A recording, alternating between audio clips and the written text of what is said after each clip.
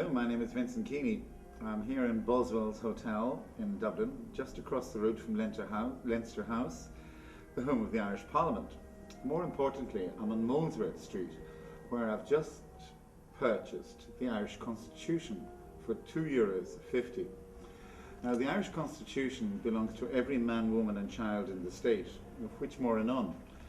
The important thing is that when the Irish Constitution was published in 1937, it was passed by 158,000 people.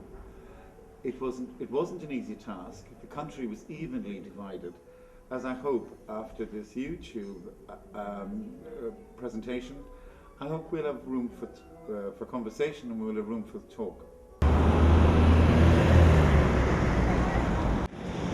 Hi, this is the Bunrup here. This is your Constitution. I encourage everybody to stand up and be counted.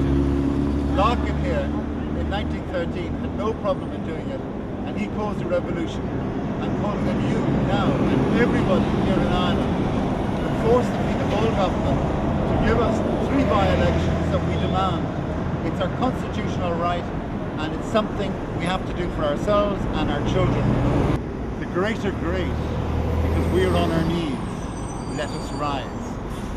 This is what Larkin said to the people of Dublin in 1913. 2010. Let's hear his call.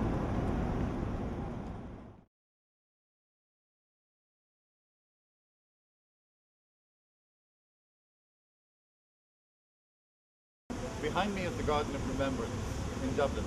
It's dedicated to the men and women who died for Ireland over the ages. They died for Ireland because they believed in the right to vote for a sovereign government.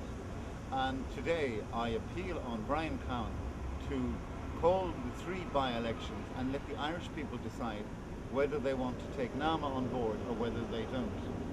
The sculpture depicts Ireland in a metamorphic state, i.e. the children of Lir are throwing off the feathers of their bird-like state and becoming human beings.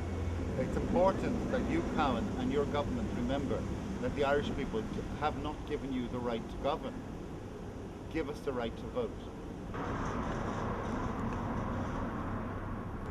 I'm sitting outside the Hugh Lane Gallery here in Dublin, where an exhibition of the Lavery exhibition is happening at present. All of the portraits inside this building depict people that were important to the foundation of the state. Lady Lavery was a very, very important person in the foundation of the state and all throughout my young life. In fact, up till 1906, if I went to my wallet, this is what I'd have pulled out. Lady Lavery's face is depicted on the Irish currency. It was a currency based on trust and goodwill and understanding. We trusted our governments back then. Today I go to my wallet and I pull out €10 and I say to everybody here, this €10, look at it very carefully. NAMA is now asking us, an Irish population of 4,640,000 people, to pay for the mistakes of a golden 100. Every adult in Ireland, as I speak today, owes NAMA €26,315. That's everybody over 18 in the state. But if I was to include our children from the age of 1 day old to going to school up to their 18th birthday, every child in the state, inclusive, owes the state €11,225. All because Brian Cowan insists on protecting a bank that was poisoned and is poisoned. In yesterday's New York Times, they ran a banner headline stating, "Is it possible one bank can bring down a state?" I put it to you, anybody who votes for NAMA is voting for the chaos that's ahead. Let me remind you, when Titanic hit an iceberg, its captain was asleep. When Ireland was denigrated twice internationally, Brian Cowan was on holiday, smoking cigarettes and playing golf. Look at the woman behind me here. and look at the idealism of politics that we inherited. This politics and the courage of those people, that is what we require today. I insist that we say no to Nama and protect our children from a toxic bank.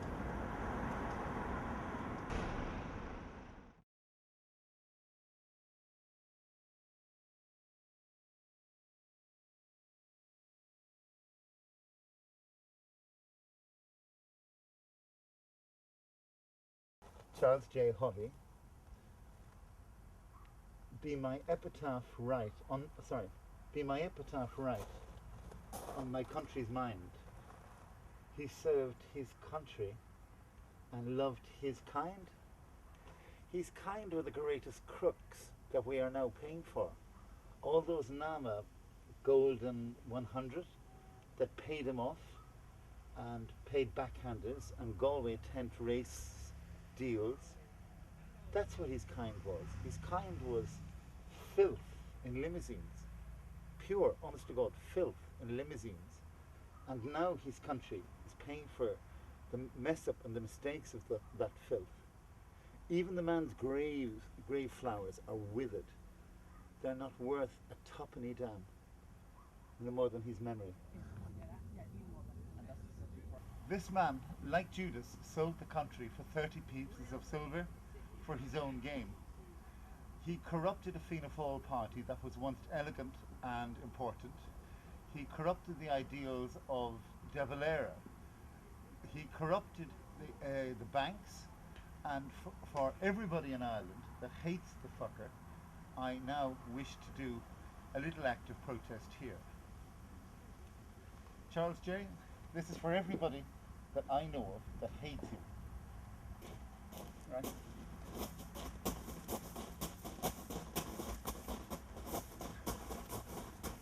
Larkin, Nama, and all of the people that came into your world. You were horrible, despicable, filthy, and all the money you stole from the state to buy Concealy and pretend you are an aristocrat, sceptre and crown boy, comes tumble down and in the ground be equal laid. And the likes of me, who is complaining about your legacy, has every right to come up here and dance on your grave? Man, this is my greatest moment.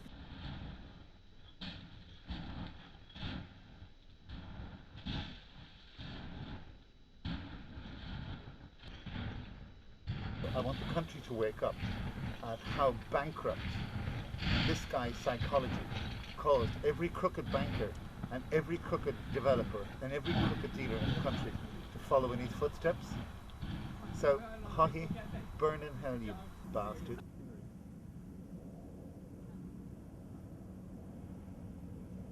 You know, it's unfathomable to think that I'm here doing something that I wouldn't do in a million years. I always respect the dead, but this is one old codger back here that, like Cromwell, he deserves to be dug up and hung. And my anger with the man that caused so much corruption, and now we're expected to pay for it. No, I don't buy it.